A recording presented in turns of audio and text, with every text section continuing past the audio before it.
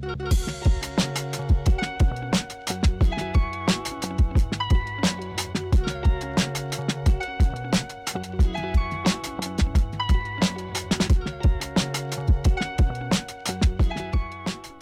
to Dirty Warrny 2024. Let's take a look at the route. So we start in Mount Moriac near Geelong, head up through the beautiful Otways, lots of climbing through here, really beautiful scenery. Through the farmland of the Colac area, there's a feed station at Timboon, then it's the 40k straight gravel road into Warrnambool. There's 3,800 meters of elevation in this route. It is seriously large. This is just before the start in the event village, just before 6:30 a.m. So things got underway at Mount Moriac. There's Gregory Thorne showing off his butt. Love it, mate. Thanks very much for that. And it was a neutral start of about 10 kilometers. So during this neutral period, I tried to obviously expend very little energy, but also tried to stay up close to the front. So once the flag dropped, metaphorically, I was in with the shot at staying with the front group. So I was racing ages 40 to 50, and Chris Miller, right in front of my wheel here, is the person I'd identified as someone who's going to be my biggest kind of rival. I knew Chris was going to be a bit faster than me, but my aim was to just try and hold his wheel as long as possible. So really, once things officially got underway, I just tried to hold his wheel as much as possible and be right there behind him, if not in front of him. He was very good though at just kind of working his way through the bunch to the front. This was a little attack that went off the front early on, and I helped kind of shut it down along with Chris. And eventually everything came back together. There were a lot of corrugations in this route overall. The roads were not champagne gravel by any stretch, but also the route doesn't have anything particularly technical on it. There's no single track, there's no dirty docker style fire trails with crazy ruts in them. So there's Oscar Moore. He ended up in 5th position in Elite, which is a really amazing effort. There's Gregory Thorne as well in the blue Knicks. But yeah, then back on Chris's wheel, and the aim was to hold his wheel for as long as possible. And unfortunately, this is probably about 40 Ks in. I'm really starting to hurt here. I'm struggling to hold on to wheels. This guy in the blue here, I ended up actually riding with a lot later on. But yeah, you can see the bunch is really strung out. We've just gone up some really pinchy climbs, not particularly long, but just steep. And it's just strung everyone out, and I'm really struggling to stay with the front group. I'm in an absolute world of pain here. This chain brain guy here we'll see a little later in the video, but right now my heart rate is absolutely maxed, and I know that the front riders are getting further and further away, and I'm doing my best to just try and stay in contact. You know, when you're so pinned, you're kind of making involuntary noises. That's where I was at. That's Dave Evans there. He ended up winning his category again. What an absolute beast. He's in the 50 to 60 age group. So yeah, everyone was slipping away, and you know, Dave was someone who I thought I could stay with from my Dirty Docker video, and I was sticking with him at Gravelista, but just wasn't able to do it here. I buried myself to eventually get back on, and finally was back in the front group, which I was mighty relieved about. But I'd burnt a bunch of matches, and sure enough, before long, that front group ended up riding away from me, and there was really nothing I could do about it. So then I found myself riding with a few guys that I ended up riding the majority of the race with. We caught a few guys who had dropped back from the front group, but not that many. This is the KOM climb that took us kind of into the Otways. Things started to get real pretty. It was lovely. At this point, we probably had a group of 6 or 7 of us, and we're treated to some really pristine forest and great roads. This was probably the best section of the whole course, to be honest. At this point, I was feeling pretty good. I was eating enough, I was drinking enough. That's Tom, by the way, in front. We were working really well together. In fact, the whole group was working pretty well. Some of us were doing more work than others. So we're about 110 Ks in at this point around Forest. And this change brain guy, Mark, dropped back from the front group. So he joined us, and he was super strong. So at this point, we're about 8 riders strong, but that won't last for long because this corner right here took out 2 of our riders. Thomas here did amazingly well to hold on to that. crazy. I almost crashed because I was just gobsmacked at what was happening with Tom. Tom is stoked, but I hope the 2 riders that crashed are okay and they got the medical attention they needed. We did let a motorbike rider know that they'd gone down. So the course went on and on and on through some pretty varied terrain. It was starting to warm up and I was struggling to kind of drink my fuel, my mix. And what I realized afterwards is I put too much salt in my mix, in my drink thing. And the wind started to play a factor here as well. We're about 100 k's from the finish and the wind coming from Warrnambool was ominous. And right here, I got a rock stuck in my throat and vomited everywhere trying to get it out. It was absolutely awful. Meanwhile, the bunch is riding away from me and I couldn't do anything about it. I managed to compose myself and finally get back on. I was very relieved, but that kind of was the start of the end for me in terms of my fueling. So yeah, we're riding through farmland and cows exist. They just kind of walked onto the road, freaked out. We had to pretty much come to a stop so we didn't hit them. And eventually they kind of got off, but they were freaked and I hope they're okay. Whew, drama. So this is Timboon feed station, about 160 k's in. I dropped my empty hydration pack here and kept going. I should have taken the 2 bottles I had there, but I decided I wanted to just keep moving to stay with the group. So I just kept my existing bottles on my bike, which had that same mix that I had in my Camelback, and I pretty much couldn't drink it at all. I was at the point of saturation with that mix, and I should have got my other bottles. This guy, Mark, in the Chain Brain kit was the strongest in the group at this point. I was really suffering by this stage and I was just hanging on. We caught a couple more riders from the front group that had dropped back. So that was good to get some more numbers in the ranks, especially strong riders. Plenty of climbing still to come. This was when things really went bad for me. So we all rolled into this feed station and most of the group, as you can see, keep moving, but I was desperate for some fresh water because I just couldn't drink the mix that I had in my bottle. So they all kept rolling and I kind of went in and looked for somewhere to fill my bottle up and found this little blue tank. Turns out even that water was full of this weird earwax tasting electrolyte mix. I couldn't handle it, and meanwhile the group I was with had ridden off, so I was all alone and 50 plus k's from home. And as anyone who's ridden the Dirty Warrny knows, the last 50 k's are all into a headwind along this brutally straight road that just goes on and on forever. So it was savage. I could barely push 200 watts here. And there was not a soul in front of me or behind me. I was completely alone. Finally, I got off that road onto some main roads that started to weave their way into town, into Warrnambool.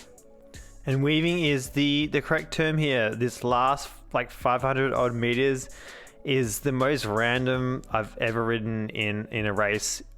I'm surprised we didn't go through someone's like backyard, but eventually the barriers came. The heavenly barriers, and there was the gantry.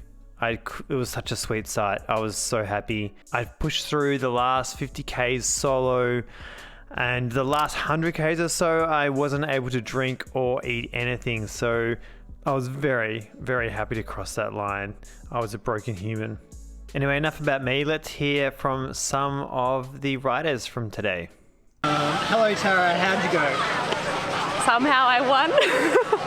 Somehow. Yeah, it was a really incredible day. It started really hard and fast. I was trying to be really cautious and avoid all the corrugations, or ride safely through the corrugations, and kept to the side as much as I could.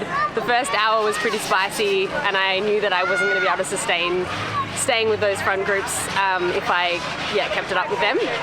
I probably just over an hour in, we found our own little group, which was quite nice, and that we were like working really well together. And then coming into the QOM, I knew that M was up the road, and I was like, well, if M wins, like maybe I can give the QOM a little nudge. Worked pretty hard up that climb, and did quite well. I actually think I got the QOM. And then we managed to be like, I think 40 seconds to a minute down from the group with a minute after the climb. We rode back to the bunch, and then we could all just stick together for the next probably like 150 Ks from that point. So from Forest, we were all together. And then I knew like I was eating and drinking all day long and like trying really hard to stay on top of my nutrition. I still am struggling with a few cramps, so I was like trying these like cramp fix things, which was just like horrible to have, but they worked a treat when I was cramping. But then I knew I was just trying to like really I guess protect the legs coming into the finish. I knew it was going to be tight. I know Em's incredibly good at like XCO riding, and I knew that the finish was a bit kind of cyclocross-like. So I tried to get a good position and come in front, and it was a sprint to the line, and I'm absolutely blown away to have won, which honestly, it was a win just to get to this point to race today. I have worked really hard over the last 8 to 12 weeks, and just to start was a huge accomplishment. It's been a dream to do this race for a number of years now. I did the 140 back in the first edition, so it would be 3 years ago now. Last year I wanted to do it, but had the classic perfectionist that said I wasn't good enough, and then gave it a crack this year. I finally did the training and felt really capable, and to come out with a win as well is just honestly blown my mind. And you did the full post sprint lay down. I was wrecked. I got a photo of that. It was bloody awesome. I loved it. I surprised that everything didn't cramp. I somehow managed to keep it together, and then lying on the ground everything started to cramp. You got up. I got up. I was like, quick stop. But no, it was great. That's awesome. Well done. Thank you. You want a race report, do you, Hamish? Holy shit. Okay. From my perspective, my plan was to try and hang on to the front of the race as long as I could, and I got a little bit in front of the race at one point, got in a little move that went away, and just at the base of the main KOM we were sort of brought back, but I kind of felt like I maybe saved a bit of energy at that point. Up the main climb, just tailed off the back and managed to get back on over that non-stop rolling section over the top, and by the time we descended back down to the feed zone, was essentially at the front of the race with the top 11, 12 guys. Then the disaster started happening, so I dropped my bottle and dropped my sugar flask. Yeah, so I was kind of doing the maths and realised... I was next to you when you dropped your bottle, and you were I considered turning around for a split second. I was like, that's not going to happen. So I kind of did the maths. I reckon I was down about 300 grams. Luckily, with the guy that was helping me, I sort of shouted at him at that first feed zone, so got that stuff there, and then was sort of probably outdid what I thought I could do there, and the guys were really attacking and whacking each other, sort of coming out of there, and I got dropped a few times, rode back on over the crests, but I kind of knew I was on borrowed time at that point. Was running through the caffeine gels, I was trying everything I could do, and our group started to break up. There was only 6 of us left. Scott Bowden attacked, and kind of got the sense that they all still had legs to attack each other, and I certainly didn't. I got dropped at, I can tell you, 194 Ks into the race, and did a piss. I was like, I'd been thinking about doing that for ages. And luckily for myself, I was caught by Will Clark, a friend of mine from Sydney, super strong, at the top of that climb at 200 Ks, and the two of us rode the last 50 in together. So what happened at the very front of the race, I don't really know. I know Scott soloed to the victory, but yeah, Will and I rode in, and I'm absolutely I'm stoked, but if you're going to ask me whether I want to do that again, I don't know if I want to do that again. I thought you would have loved it. I thought you would be all over it. Grab a monument. I'm not joking. I'm not. In a few months, you might. Yeah, I'm not joking. That's the hardest. I know it's kind of a bit cliche to get to the end of an event and go, "Oh, it's the hardest thing I've ever done." I can't really think of much that's harder than that, because it's so relentless. Look, the first 20 Ks was pretty horrendous. Corrugated road, my bottles fell out, wasn't feeling it. Burned a couple of matches trying to get it back on the main group and just totally wrecked myself, but then found a couple of good guys, held a good pace, and yeah, just really sent it at the end, and I got it in under 10 hours, so I'm actually pretty stoked. Fuck yes. Salt stains galore though, look at those puppies. Bursting out your vest. It's pretty cool, dude. It's like an artwork. Look at it. It's like a Rorschach ink blot painting. What do you see? It's like a burning house, or... It's like a psychological assessment. Yeah, I'm a psychologist. Oh yeah. Sure. Well, it was a good day. Started off with a toilet break at a very bad moment, but got back to the front, and then on the first climb I kind of rode across to sort of 4 guys up the front, and sort of it was a little, you know, preemptive breakaway, and a few other strong guys rode across to us, and then up the KOM I managed to stay in the front group of 5, and just missed out on the KOM prize by a couple of seconds, which is a shame. And then from Forest, we sort of, a few more caught up to us, and we started working pretty well together for the next like hour or so, and then the attacks kind of started, and with 100k to go, 2 guys rode off the front and ended up staying away, and yeah, then I was pretty much second group on the road from there.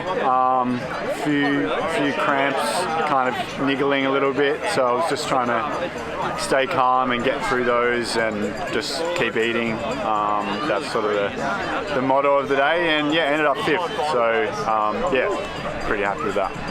Yeah. That's awesome, mate. Well done. Thank you.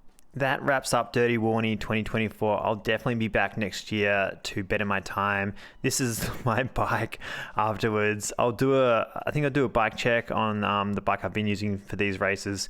Subscribe if you want to see more. I'm doing the Giro della Donna in 2 weeks, both the gravel and the road events, and I'll be filming those. So subscribe for more sweet race content. Thanks, folks. See you later.